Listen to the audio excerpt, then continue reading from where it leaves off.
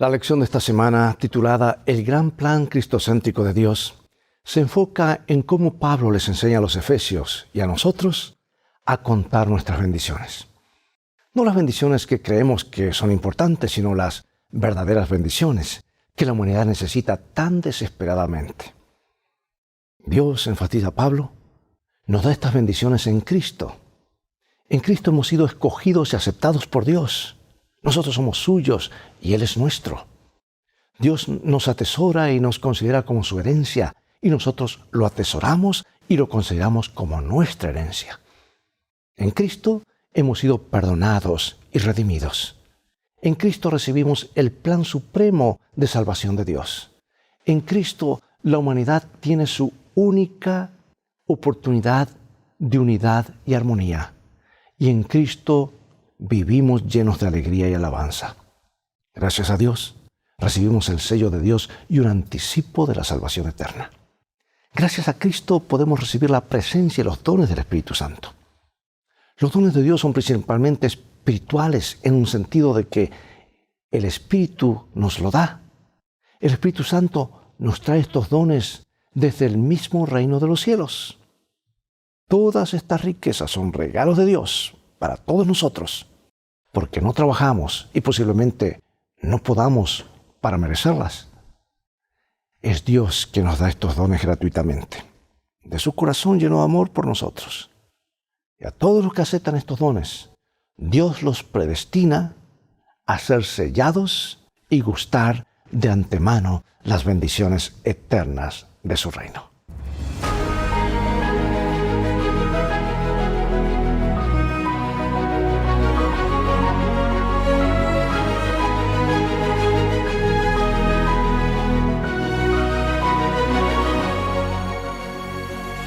Comenzaremos con nuestro versículo central, Efesios 1:3. Alabado sea el Dios y Padre de nuestro Señor Jesucristo, que en Cristo nos bendijo con toda bendición espiritual en los cielos. 25 años después de convertirse en la primera persona en caminar sobre la luna, Neil Armstrong escribió una nota de agradecimiento al equipo creativo que diseñó el traje espacial, o sea, la unidad de movilidad extravehicular, o llamaba EMU, por las siglas en inglés, en la que dio estos pasos históricos. Y Armstrong lo llamó el diseño espacial más fotografiado de la historia. Y bromeó con que logró ocultar a su feo ocupante y agradeció al equipo de EMU en el Centro Espacial Johnson por el traje resistente y confiable y hasta, se podría decir, encantador. Lo que le preservó la vida y les envió un cuarto de siglo de agradecimientos y felicitaciones. ¿Sabes que Pablo comienza su carta a los Efesios con una majestuosa nota de agradecimiento, alabando a Dios por las bendiciones que ha derramado? Bendiciones tan esenciales para la vida de los creyentes como lo es un traje espacial para alguien que camina sobre la luna. Y Pablo argumenta que Dios ha estado obrando en estas bendiciones esenciales desde antes de la creación del mundo. Y alaba a Dios por obrar a lo largo de los siglos en favor de los creyentes. Bueno, esta introducción del libro de los Efesios es especial, valioso porque ilustra cómo adorar y alabar a Dios por tantas bendiciones que Él ha provisto. Ahora, ¿sabes? Una nota de agradecimiento generalmente incluye una descripción del regalo recibido. Y Pablo incluye una larga lista de regalos mientras agradece a Dios por las bendiciones del Evangelio. Pablo alaba a Dios por el hecho de que en Cristo nos bendijo con toda bendición espiritual en los cielos. El hecho de que las bendiciones sean espirituales sugiere que ocurren mediante el Espíritu, lo que apunta al cierre de la bendición de Pablo, que celebra la obra del Espíritu Santo en la vida de los creyentes. Contiene un lenguaje inspirador sobre cómo nos ve Dios en Cristo. Antes de la creación del mundo, Dios nos escogió en Cristo y determinó que seamos santos y sin culpa en su presencia como hijos e hijas entrañables en virtud de la creación y la redención en Cristo.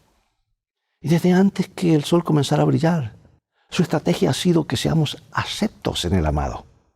En resumen, la intención de Dios es que seamos salvos. perdemos la salvación solo por nuestras propias decisiones pecaminosas. ¿Qué significa la frase en los lugares celestiales de Efesios? Que de paso es el único lugar donde se usa en el Nuevo Testamento. En los lugares celestiales.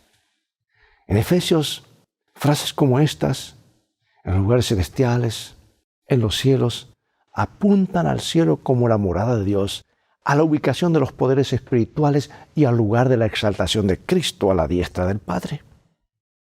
Los creyentes tienen acceso a estos lugares celestiales en el presente como la esfera donde se ofrecen las bendiciones espirituales por medio de Cristo.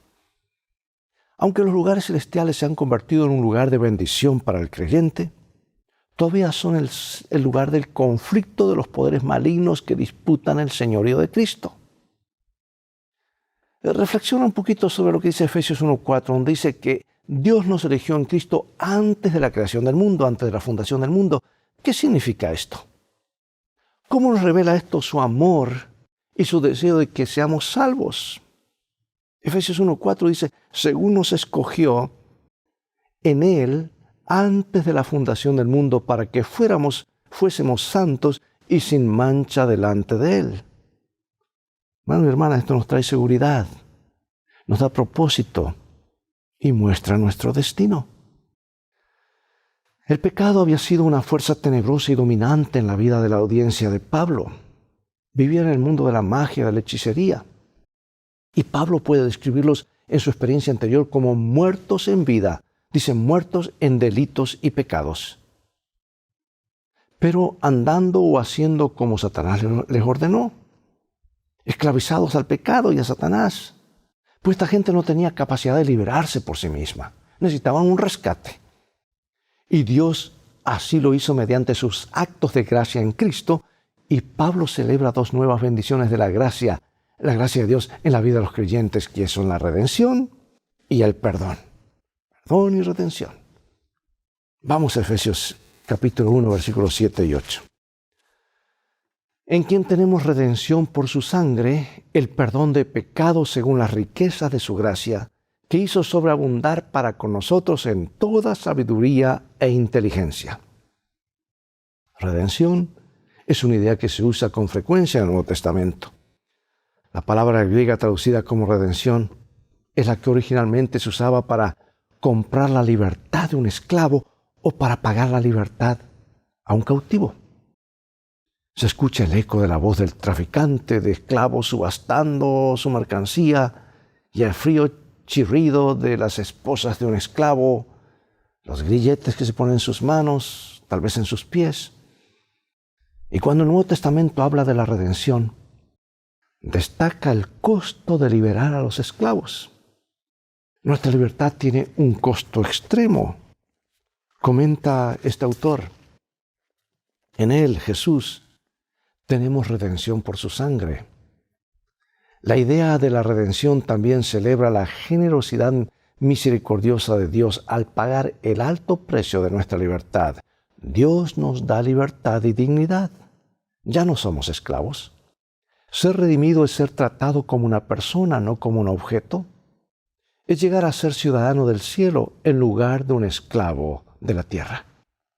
Ahora, ten en cuenta que la idea de que Dios paga a Satanás el precio de la redención es medieval, no bíblica. Dios no le debe nada a Satanás ni le paga nada. Los beneficios del Calvario también incluyen el perdón de los pecados.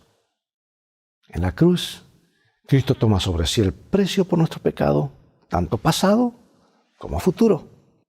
Y así dice, cancela la nota de nuestra deuda que consistía en ordenanzas desfavorables para nosotros. Y al hacer esta obra de redención y de perdón por medio de Cristo, Dios actúa como nuestro Padre generoso, con la riqueza de su gracia que nos prodigó abundantemente. ¿Qué significa para ti ser perdonado y redimido mediante el sacrificio expiatorio de Cristo? ¿Y si sientes que no lo mereces? ¿Sabes? Ninguno de nosotros somos dignos. Este es el centro neurálgico de la cruz. No somos dignos.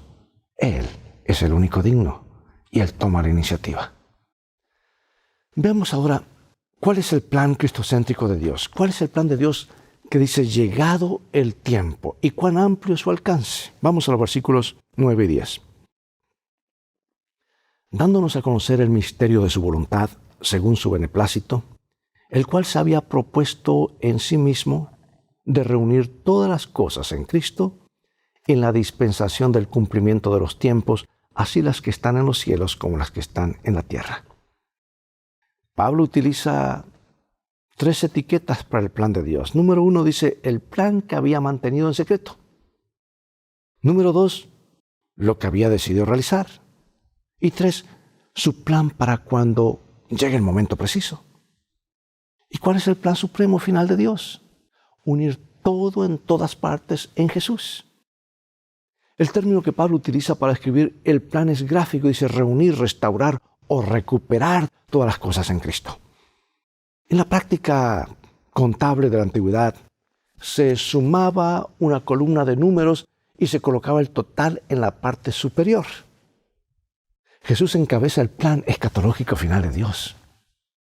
Este plan cristocéntrico se elaboró antes de la creación del mundo y es tan amplio que abarca todo el tiempo y el espacio, todo lo que está en el cielo y lo que está en la tierra. Y Pablo anuncia la unidad en Cristo como la gran meta divina para el universo. Al analizar el plan de Dios que se cumplirá a su debido tiempo, Pablo ahora comparte el tema que entretejerá a lo largo de toda la carta, que Dios comienza su plan para unificar todas las cosas, cimentado en la muerte, la resurrección, la ascensión y la exaltación de Jesús, fundando la iglesia y unificando elementos dispares de la humanidad, como son judíos, gentiles y demás, en la iglesia, en su cuerpo. De esta manera, la iglesia advierte a los poderes malignos que el plan de Dios está en marcha y que el gobierno divisor de Satanás terminará. Es por eso que el diablo está tan enconado contra la iglesia, especialmente haciendo guerra los que guardan los mandamientos de Dios y tienen testimonio de Jesucristo. Dice la Biblia, porque el diablo ha descendido a ustedes con gran furor sabiendo que le queda poco tiempo. La segunda mitad de la carta, en esta parte, comienza Pablo con un apasionado llamado a la unidad y continúa con una larga exhortación a evitar conductas que dañen la unidad. En vez de eso, a que fomenten la solidaridad con los hermanos de la fe. Y Pablo concluye con la imagen conmovedora de la iglesia como un ejército unido, participando con vigor en la lucha por la paz en el nombre de Cristo. Pregunto, ¿cómo puedes reconocer y celebrar que la redención que vives en Cristo Jesús es parte de algo amplio y grandioso? Una parte integral del plan final diseñado por Dios para unir todas las cosas en Cristo. Leemos los versículos 11 y 12. En él hemos obtenido también una herencia, habiendo sido predestinados conforme al plan del que hace todo según el propósito de su voluntad, para que nosotros, que fuimos los primeros en Cristo, seamos para alabanza de su gloria. Bueno, los creyentes de Éfeso parecen haber perdido el sentido claro de quiénes son como cristianos. Parece que han desmayado. ¿No nos pasa eso con frecuencia?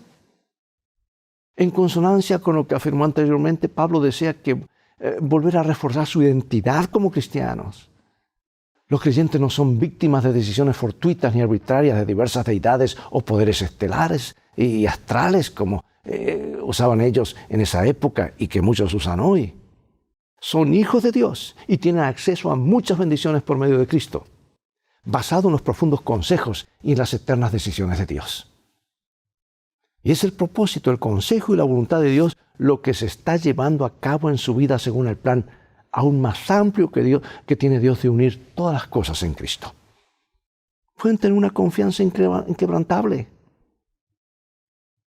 tanto en lo que Dios puede hacer como en la reputación ante Dios y en la eficacia de las bendiciones que le ofrece.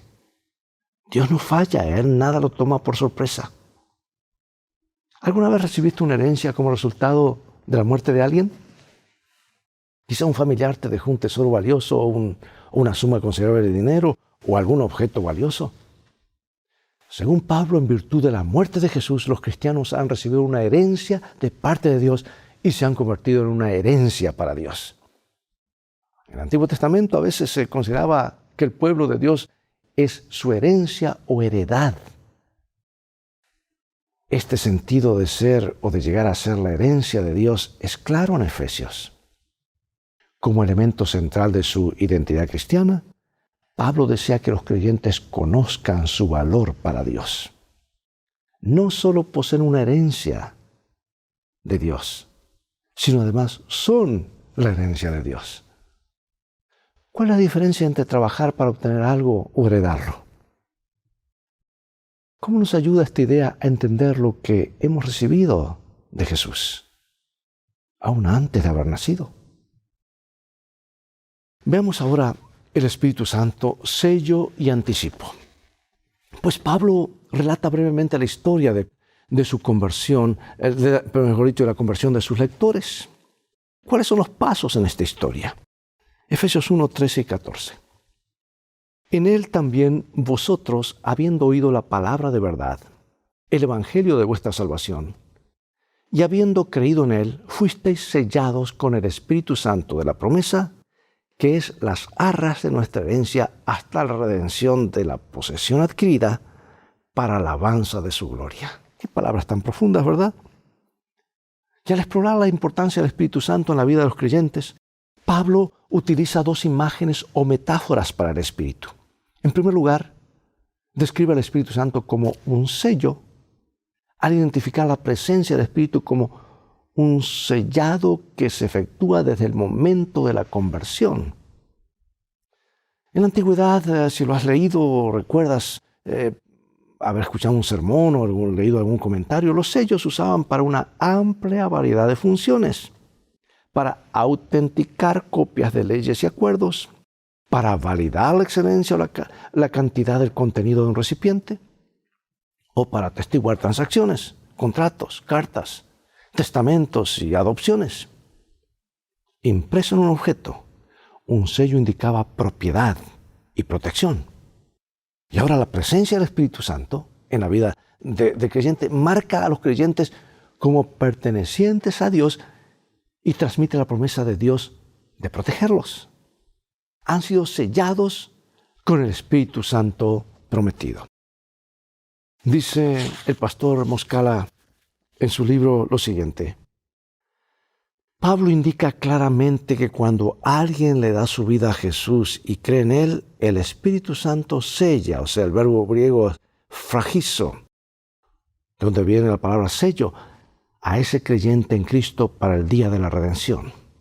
¡Qué verdad maravillosa, libertadora y tranquilizadora! El Espíritu de Dios marca a los seguidores de Cristo con el sello de la salvación cuando creen por primera vez. Hermosa imagen, ¿verdad?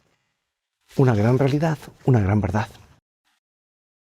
Y la segunda imagen que utiliza Pablo para el Espíritu Santo es la de garantía. El Espíritu Santo es la garantía de nuestra herencia, que señala hacia el momento en que la herencia se entregará en su totalidad. La palabra que se traduce como garantía es arrabón. O sea que, de donde vienen las palabras arras, era un préstamo hebreo que se usaba ampliamente en el griego común o koiné en los tiempos del Nuevo Testamento para indicar una primera cuota, por decir así, un enganche, un depósito, pago inicial, un anticipo, que requiere que el pagador realice pagos adicionales. Ahora, ten en cuenta que los creyentes no hacen este pago inicial, sino que lo reciben de Dios. Dice Pablo que la entrañable presencia del Espíritu Santo en la vida de los creyentes es un anticipo de la herencia plena de salvación y redención que recibirán con la venida de Cristo. Nuestro trabajo, amigo y amiga, es recibir con un corazón agradecido y sumiso lo que se nos ha ofrecido en Jesús. Bueno, leamos nuevamente para concluir varios versículos para tener el cuadro general completo. Vamos a leer Efesios 1, 3 al 14. Son varios versículos. Y aquí está lo que resume el tema de hoy. Bendito sea el Dios y Padre de nuestro Señor Jesucristo, que nos bendijo con toda bendición espiritual en los lugares celestiales en Cristo, según nos escogió en Él antes de la fundación del mundo, para que fuésemos santos y sin mancha delante de Él, en amor, habiéndonos predestinado para ser adoptados hijos suyos por medio de Jesucristo, según el puro afecto de su voluntad, para alabanza de la gloria de su gracia, con la cual nos hizo aceptos en el amado, en quien tenemos redención por su sangre, el perdón de pecados según las riquezas de su gracia, que hizo sobreabundar para con nosotros en toda sabiduría e inteligencia, dándonos a conocer el misterio de su voluntad según su beneplácito, el cual se había propuesto en sí mismo de reunir todas las cosas en Cristo en la dispensación del cumplimiento de los tiempos, así las que están en los cielos como las que están en la tierra.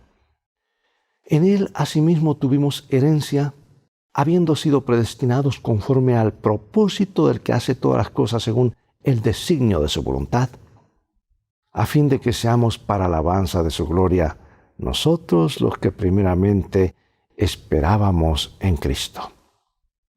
En Él también vosotros, habiendo oído la palabra de verdad, el evangelio de vuestra salvación, y habiendo creído en Él, fuisteis sellados con el Espíritu Santo de la promesa, que es las arras de nuestra herencia hasta la redención de la posesión adquirida para alabanza de su gloria.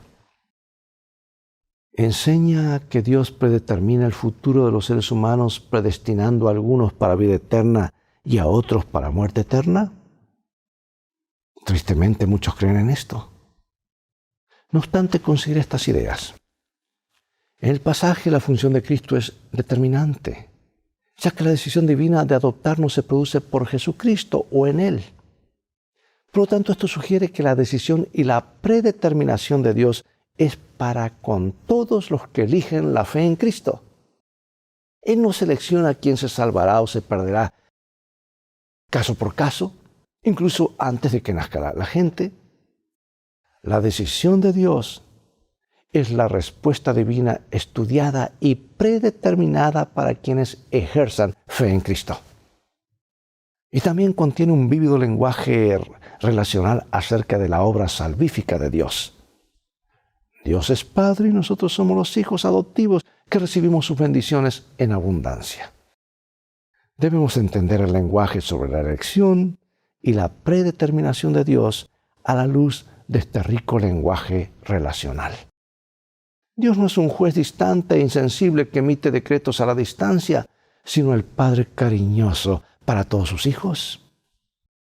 El hecho de que Dios honre la decisión humana se refleja en lo que leímos, especialmente donde oír y creer se consideran importantes. Y en otras partes de la carta, todas ellas enfatizan o suponen el ejercicio de la decisión y la respuesta de fe. Y en otros pasajes del Nuevo Testamento nos dice exactamente lo mismo. Bueno, cierro con esta cita, como lo expresa mi autora favorita, Ellen White, en el libro El conflicto de los siglos. En el don incomparable de su Hijo, Dios ha rodeado al mundo entero con una atmósfera de gracia tan real como el aire que circula alrededor del globo. Todos los que elijan respirar esa atmósfera vivificante vivirán y crecerán hasta la estatura de hombres y mujeres en Cristo Jesús. Hermosas frases. Y finalizo con estas preguntas de reflexión. Antes de orar, ¿qué argumentos agregarías a los expuestos arriba para apoyar la idea de que Dios no decide antes de crearnos quién se salvará ni quién se perderá? En última instancia, ¿quién toma la decisión de si una persona se salva en Jesús o no? Dice, en Él tenemos redención por su sangre, el perdón de los pecados según la riqueza de su gracia. El anticipo está allí. Es para nosotros tomar ese regalo y entrar en el plan de Dios de que todo aquel que cree no se pierda, más tenga vida eterna. ¿En qué se parece el contenido y la forma de tu conversación a la de Pablo? Considera la forma en que hablas con tus familiares y amigos, compañeros de trabajo y personas en espacios públicos. La forma en que escribes correos electrónicos o mensajes en varias plataformas de las redes sociales. Revisa el contenido de tus conversaciones personales con familiares y amigos para reflejar a Cristo y volverte más centrado en Cristo. Pablo escribe que Dios nos predestinó para adopción como hijos e hijas por medio de Jesucristo para sí mismo, según el beneplácito de su voluntad. ¡Qué privilegio! ¡Qué responsabilidad! Pero nos da la libertad de elegir entrar en ese plan de vida eterna o darle la espalda. Dios nos ayude a hacer la decisión correcta y a reafirmar esta decisión. Oremos. Padre Celestial, gracias por haber hecho provisión a través de tu Hijo y tu deseo de reunir a todas las cosas en Cristo Jesús. Queremos ser parte de ese plan de rescate, de salvación. Queremos aceptar hoy el regalo y eso que fue decidido en los concilios eternos, de que podamos vivir para siempre. Oh Señor, que se cumpla en nosotros porque elegimos intencionalmente seguir a Jesús y entrar en tu plan, el plan de la redención. Bendícenos, sabemos que lo harás porque lo pedimos en el nombre de Jesús. Amén. Bien amigos, es todo el tiempo que tenemos por hoy. Ha pasado rápidamente, ha llegado el momento de despedirnos. Será hasta el próximo programa de la serie Lecciones de Vida. Esta vez estamos estudiando el libro de los Efesios. Invita a otros a sintonizar este canal y transfórmate tú mismo en un canal de bendiciones. Mientras tanto, Dios te bendiga y recuerda, tú vales mucho para Jesús. Él te ama más de lo que puedes imaginar. Y vamos en un viaje. Le llamamos el viaje de la vida. Y las cosas van a terminar bien si haces de los principios de la Biblia tu GPS y a Jesús como tu guía. Maranatá. Dios te bendiga.